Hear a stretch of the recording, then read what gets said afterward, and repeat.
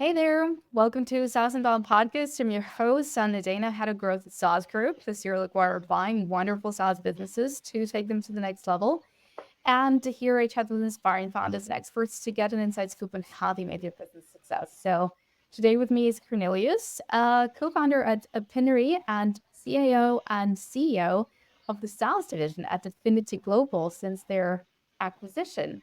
And I guess we'll talk about it a little more later, but welcome to the show. Thank you so much, Anna. It's a pleasure to be here. Well, it's awesome to have you here. You've somehow kept your founder brand on a bit under the radar over the years. It was really tough to find anything with like interviews or podcasts with you, but I did my best and have collected some information that I'm really, really curious about. But we'll start with your background. Who you are, what brought you here, what brought you to build an opinion in the first place. Yeah, thanks. Maybe that's to do with the radar. I've been under different radars over the years. So my background is I'm German by birth, but spent over 15 years living in lots of different countries around the world for a big chunk of my life.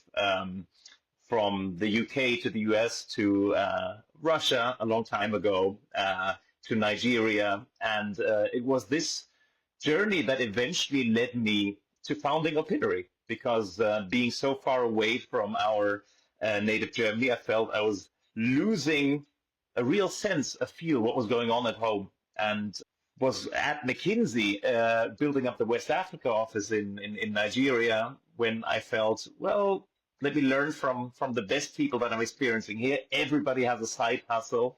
And I felt I need a side hustle as well. And the side hustle turned out to be a smart, nifty little tool that asks millions of people what they think about current affairs. And the only reason was that I wanted to know how people are feeling and thinking. So that was in a nutshell, my journey to founding Opinary. Oh wow, that's a great reason to build something, I think. But what's opinion? I mean, it was solving a particular problem for you, but how did you determine like who you're going to sell it to and what kind of problem it's going to solve for your customers?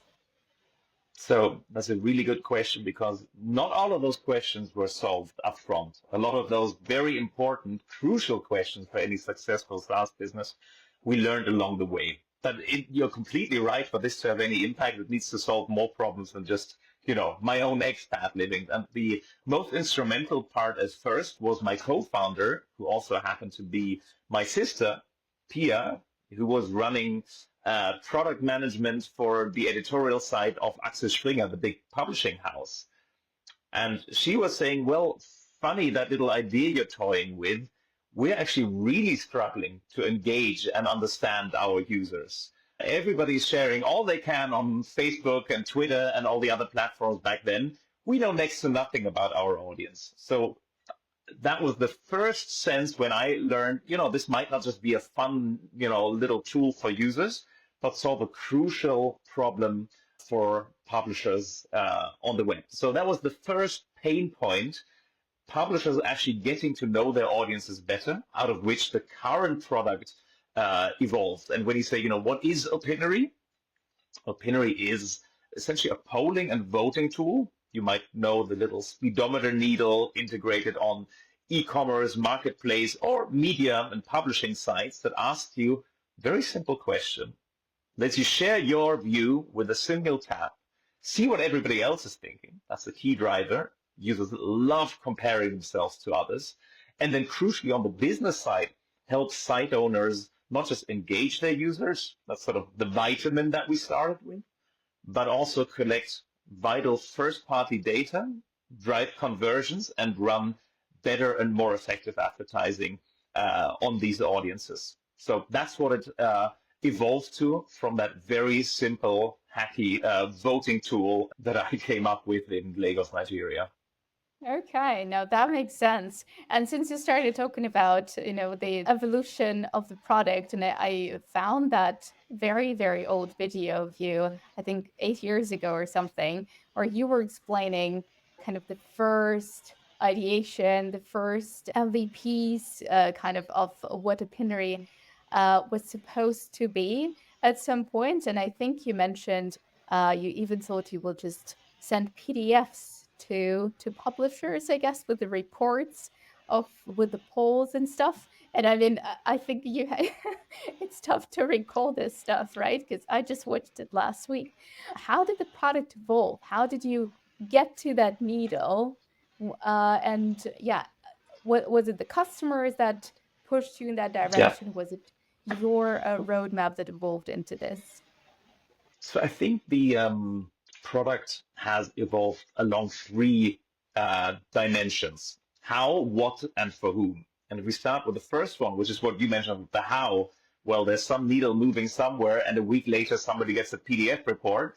That is no longer how the product actually works. And the biggest evolution has been, well, staying true to the core of our logic, to say it's incredibly powerful to engage users by asking them a pertinent question relevant to the context they're in. But the biggest evolution has been from, we provide a simple backend, and site owners can define a question and some answers and let their users go off and vote, to basically building a very extensive generative AI model before LLMs were cool. So asking 250 million users thousands and thousands of questions per day across the most different contexts saw us, even 4 to 5 years ago, starting to use machine learning to automate what questions should I ask given the surrounding information on this article page, product detail page. How do I best automatically deliver questions from the pool of millions of questions in real time into the right environment? And then how do I, after the user has voted, give the right offer of sign up, conversion, further questions, ads, and so on. So automating that entire thing behind what's remained a very simple, voting widget, if you will. That's been the biggest how evolution. The what is, touching back on what we mentioned earlier, moving from vitamins. Hey, it's nice to enjoy, get to know your audience and learn a little about them, to solving real pains. And that touches on the converting an anonymous user before they drop off from my site without buying anything. So engaging them first and then providing the right call to action to the right user at the right time with a maximum engagement, given they just asked a question, or collecting first party data, which is something absolutely crucial for brands and publishers alike, as the third party cookie is deprecating. And lastly, the for who. So we very much started out with media brands. It was super obvious. They had lots of users and were absolutely keen to build a direct, more profitable relationship with their audiences. And that has really expanded into marketplaces like ImmoScout, big brands like Siemens, e-commerce players.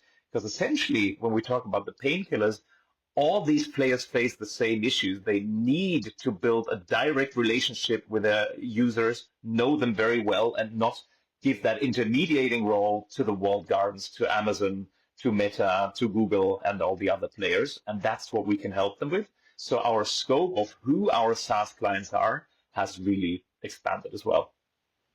I see. So you said that, kind of your customer, or at least the first customer you went after, made complete sense. And yeah, I think you're absolutely right. I mean, you started this with solving a problem for a particular publisher. How did you approach them? How do you find the stakeholder in that company and go after them and try to sell your idea? It started off incredibly, near combat. Like we literally went to publishing houses in person. We went to industry events. We learned that at the very beginning, to gain the trust to run your own code on somebody else's, on the vital parts of somebody else's site or app, trust is paramount. However good the numbers you promise are, so we needed to meet these people in person. So our very first approach was finding people and literally, like weird as it sounds, tracking them down in their offices. Pre-COVID, that was That was a very handy thing that still worked very well. In the remote age, that's getting harder. Events have always been very crucial to us. And the handy part with, our first target market of the media is media folks tend to congregate around quite a few, well-defined events from DLD uh, in Munich, the Hubert Burda conference, to others. You need to find out where they basically let their guard down, where they're among peers. And what really helped, and sort of maybe for other SaaS founders, something to consider is my co-founder Pia came from a media background, so having some of that, speaking the same language, gaining trust by, virtually signaling I'm one of you, hugely helped as opposed to being a full outsider. So thinking about a target industry and getting somebody, whether it's on a full-time basis or just on an ambassador role, getting people on your team that truly understand the target demographic and that are trusted by them proved to be super crucial for us.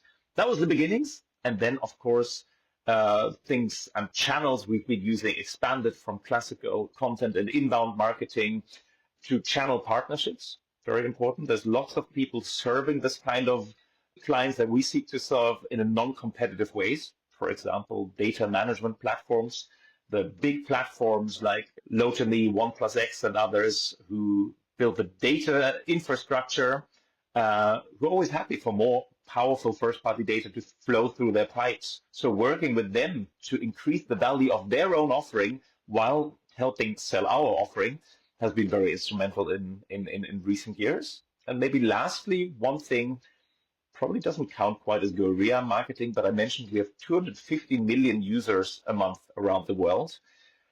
One thing that really changed in the world of SaaS sales is, of course, the consumerization of SaaS.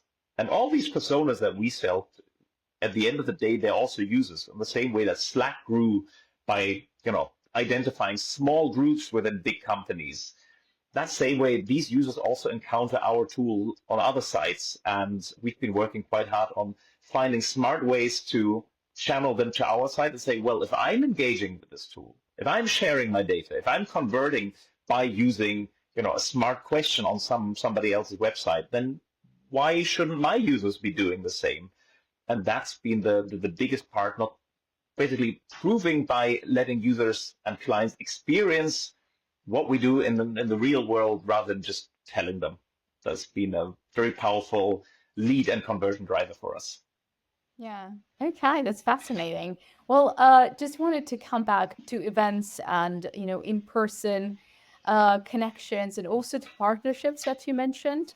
And I'm always wondering if there were any surprises in terms of who the stakeholders were and who was actually, buying the solution and who was actually using them, and if there was anything that really surprised you in a way that you thought you were selling to this one person, but the decision maker turned out to be a completely different one.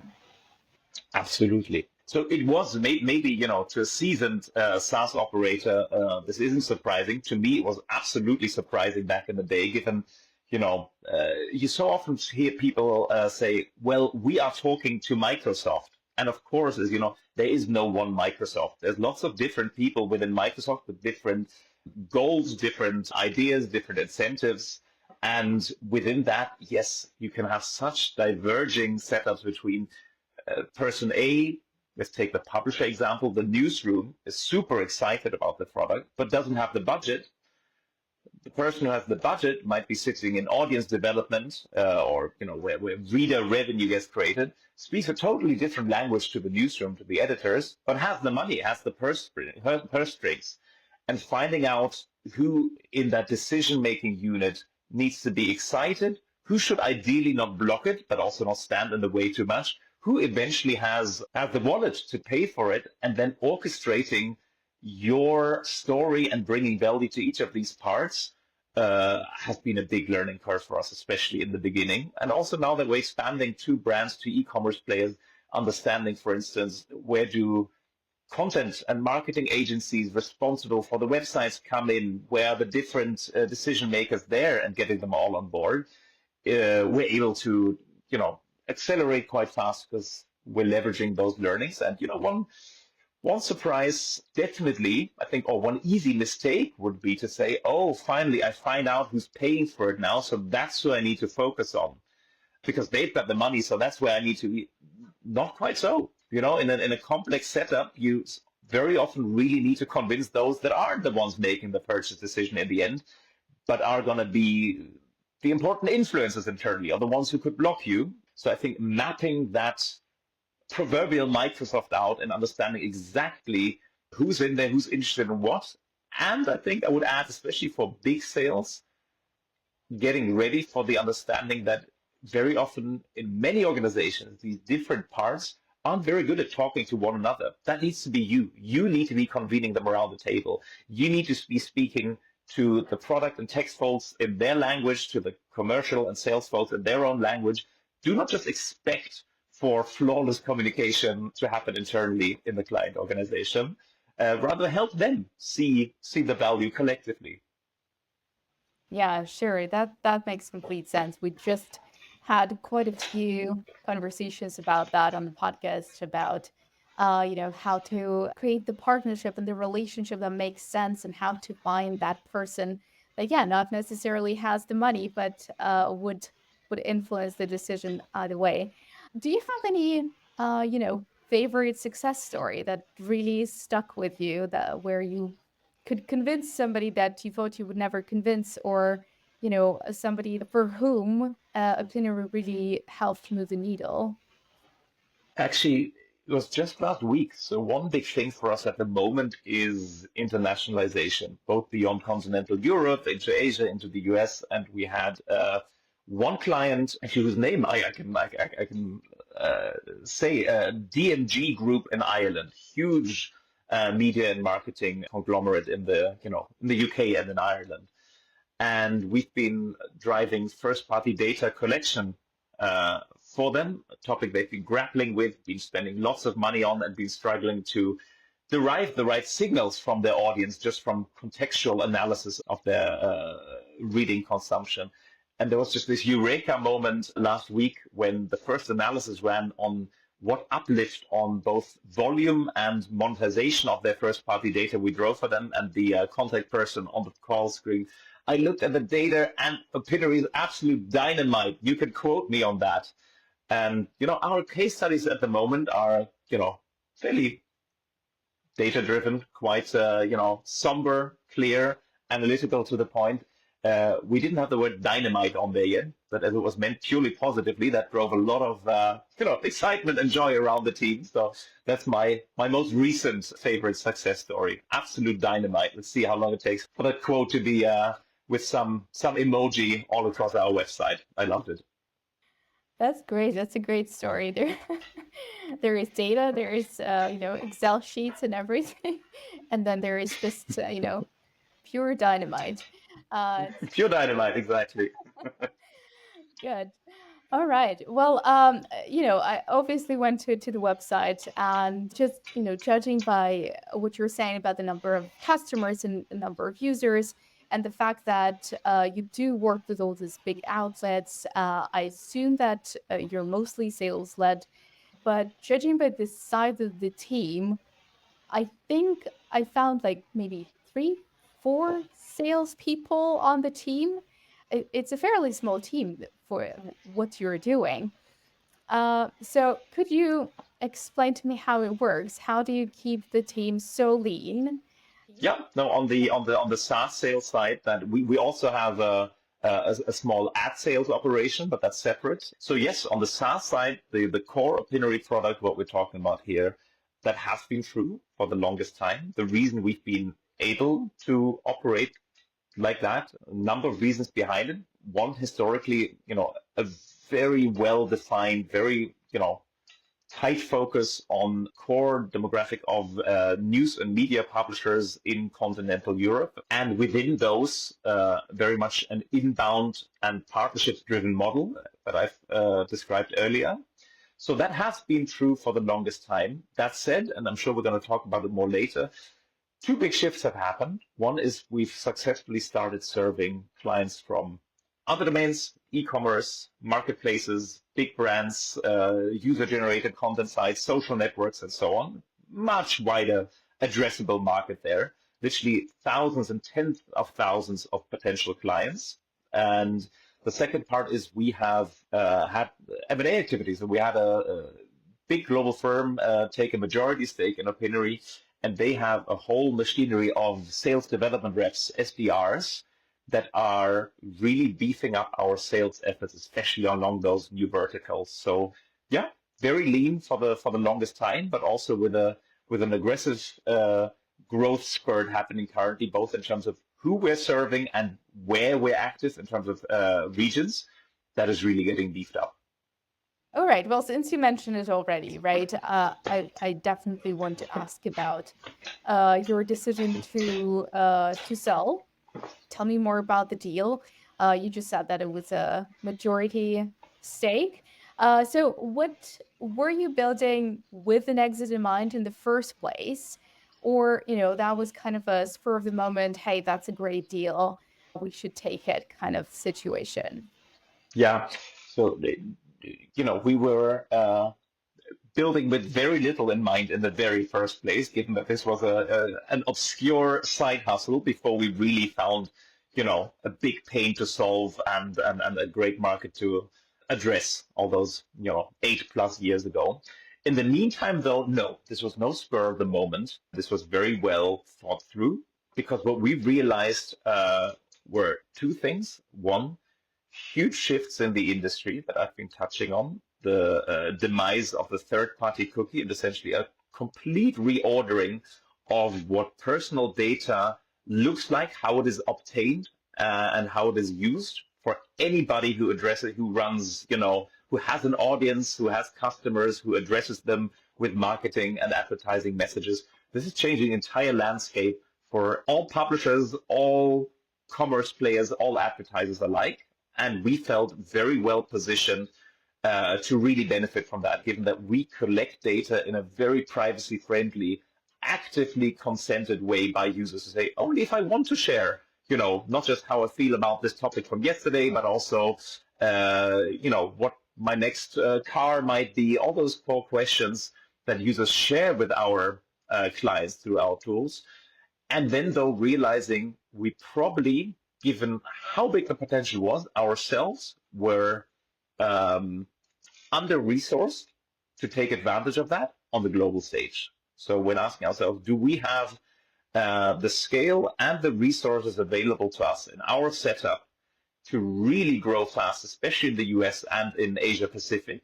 The answer was we can try it. We've always, as you mentioned, been very resourceful, but likely we're going to be missing a lot of that opportunity that we're really seeing coming up and see, with our ability to solve those problems with our continental European clients already, we had validated the whole case. And then we started looking at, well, how might we be ready? And the answer was pretty quickly, company that values our unique, deep technology, but already has a footprint with relevant client relationships in depth across those global markets.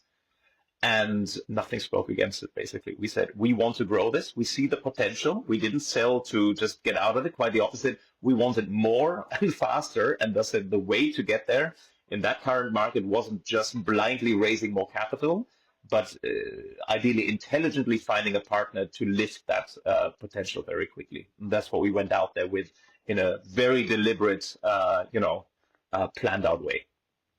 Okay, but yeah, just to what you just said about raising funds for this, and I honestly want to ask why did you think that wasn't the case for you?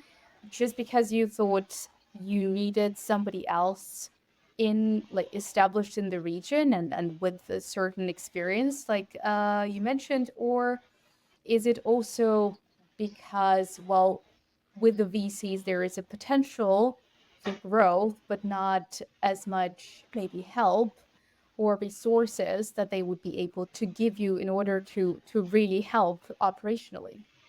Yeah, no, actually, the exact opposite. We have had and still have incredible VC investors on board. including, for instance, Project A Ventures here from Berlin, who are incredibly knowledgeable, have been operationally deeply involved at times, and have been nothing but true champions of our course for a long part of our journey. So I truly believe for the right business model, VC can be a very powerful accelerator. In our stage, one very simple part was also true, though, for later stage investments beyond the sort of seed stage and Series A or B stages that we had raised capital at, there are clear times at which certain sectors, within certain sectors, you can raise at favorable terms, and then with others is much tougher. And I think there was a time, especially over the last few years, where advertising technology, which we in the end fell into, was by growth stage investors looked at with a fairly broad brush to be just not as hot as, at different points in time. Web3, that's gone. Fintech is a little tougher right now. Now, of course, generative AI stuff. It just wasn't the right time to raise at terms that were as favorable as adding the amount of value to a strategic buyer that we were able to do at this time. So it just weighing off the different options, this proved to be much more attractive and came with the added benefit to then not just have, a big wad of cash in your bank account and say, what do we do with this now? Let's hire somebody in Asia, but rather to say, we have a really established, highly trusted entity here now that can take out our products from day one. So that was definitely also with our, founders are very often quite impatient. Our impatience was, served well by the fact that from day one here, we were hoping for, and in the end did get, a real growth driver to our business. Okay, makes sense. Thank you. Thank you for answering this question, because I think a lot of founders are on the edge when it comes to either, sell and grow through acquisition. Kind of, it sounds great, but for some, it sounds too good to be true. So I really wanted to get your opinion on that. But let's talk about Affinity, right? Because, well, yes, great experience, great deal. What else was important for you? Cultural fit. How did you determine that, these are the guys that we want to work with? So we had an interesting process in the sale process. We were actually in advanced, deep discussions with big publicly traded companies from the US and the UK, whom we'd scoped out at the beginning, where everything made a lot of sense. And it was just when those discussions ended up dragging on because last year, and this is already over a year ago, the public markets tanked and they were busy with themselves and things weren't moving as quickly, that our advisor said, hey, there's this company based out of the US and Mumbai, Affinity, with their roots in affiliate marketing, something we weren't that deeply involved with. I think you should talk to them. And at first, we were like, well, but we're talking to all the right people here. Why open up another, another field there? But it doesn't hurt. So we talked to them, and then it really struck us why we were excited about this opportunity, because it was a very different setup. Affinity is an 18-year-old company. It's entirely bootstrapped. It's grown from literally nowhere to over 100 million in revenues profitably. So a very different model to the hyperscaling, externally backed kind of companies that then need to prove their viability in the market years and years down the line. Also different to what we've done in the early days. And we were just impressed by the entrepreneurial mettle, by the resilience, by the resourcefulness, and frankly also by just the sheer level of positive ambition. Being based out of Europe at the moment, we all know what feels like to be in the economic doldrums for a few years, for everybody to, well, let's hope the market picks back up again. This business, while US incorporated, has the majority of their team, hundreds and hundreds of folks in India, and India is on an incomparable growth spurt at the moment. And that just is really infectious, right? If you have people who say, we are, we know no limits to our growth, and yet we're growing sustainably and profitably, but they are going for the moon. They want to, build things that the world hasn't seen. And that just really impressed us. The combination of limitless ambition and the entrepreneurial news of building a profitable, growing business is something where we just said, wow, we want to learn how that works. We want to be part of that journey. And that's really then in the end was a healthy dose of personal motivation as well to say, that's the kind of folks I want to be working with. That's the energy, the ambition, the grit, the resilience that I want to learn from, to keep learning from. Because in the end, I think the culture that we've built at Opinary is one where really everybody's driven by not just doing more of the same, but by growing fast and learning a lot personally. And that's really what this promised to us. And that made the decision very easy in the end. That sounds awesome. Well, I can see how excited you are about the whole thing. Tell me a little bit more about the process. Maybe was there anything, in due diligence, maybe that was super surprising, or where you said, "Oh my God, okay, I can wait until this is over." It was a bit, bipolar in that regard, because on the one hand, there were big parts of me that couldn't wait for it to be over. I mean, this is different to a normal financing round. This is nitty gritty. This is a data room with dozens of lawyers in it at a time, thousands of documents.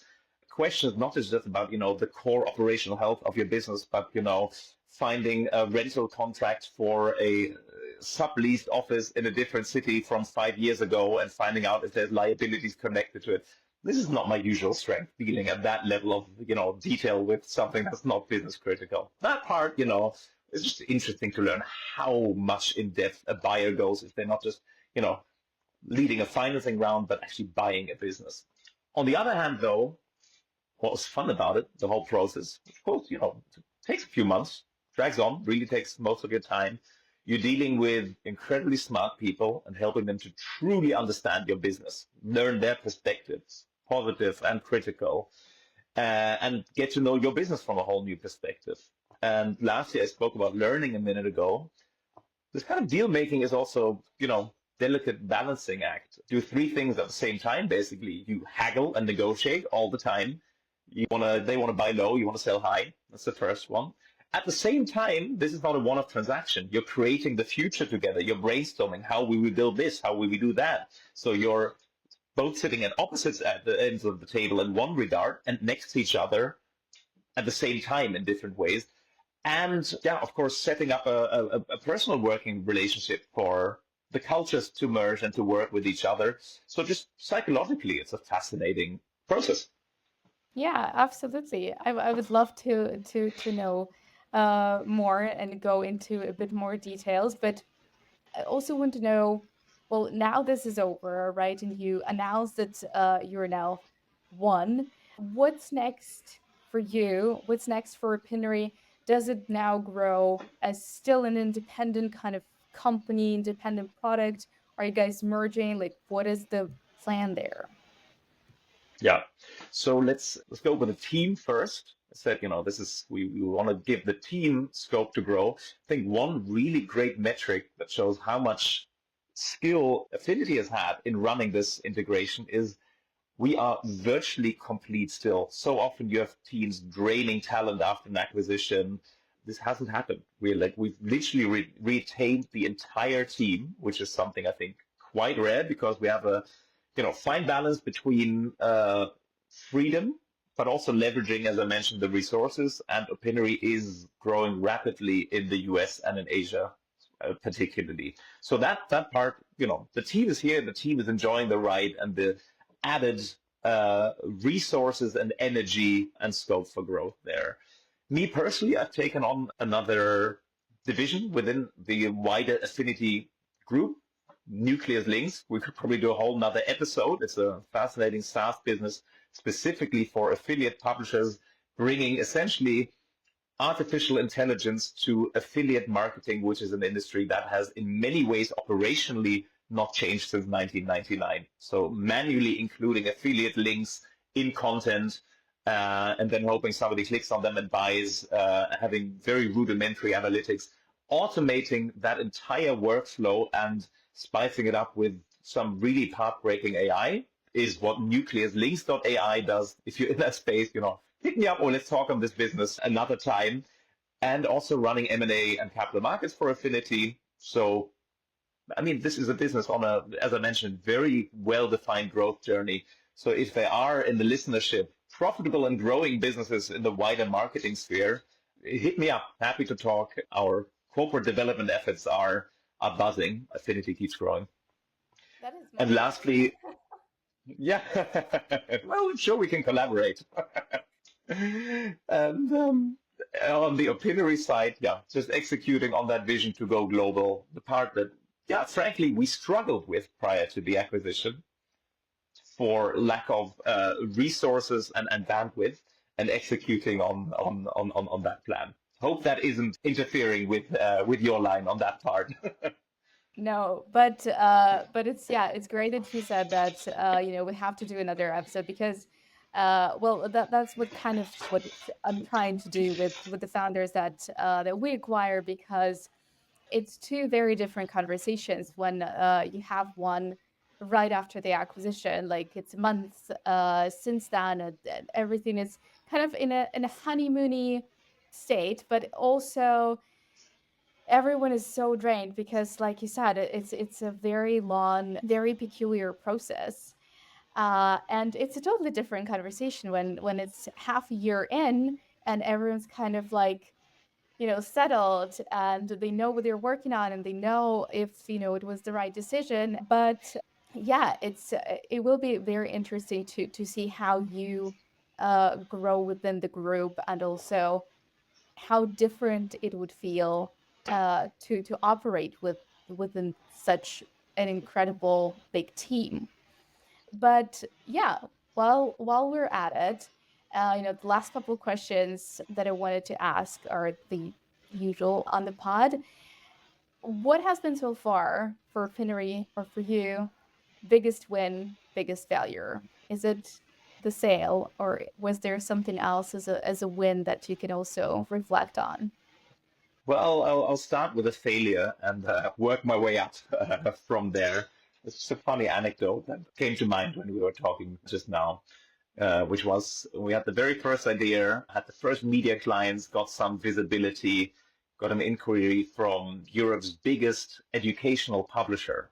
Very excited to say, this is not just publishing, we can transform education and make it all interactive, and our voting tools will change the way debates are had in the classroom and will digitize the way students all over the world. Anyway, we got a bit carried away with this inquiry.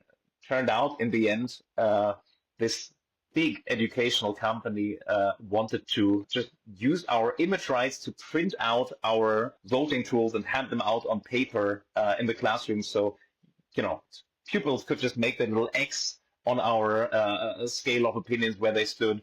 And the whole thing ended up a little less exciting than the transformation of global education that we'd already, envisaged. I think that was a very early and, in hindsight, fairly amusing failure. Biggest win is a bit on a meta level. I think I was used before, was working in institutions from JP Morgan to McKinsey, as I mentioned. A lot of the focus was on finding the best talent worldwide, blah, blah, blah.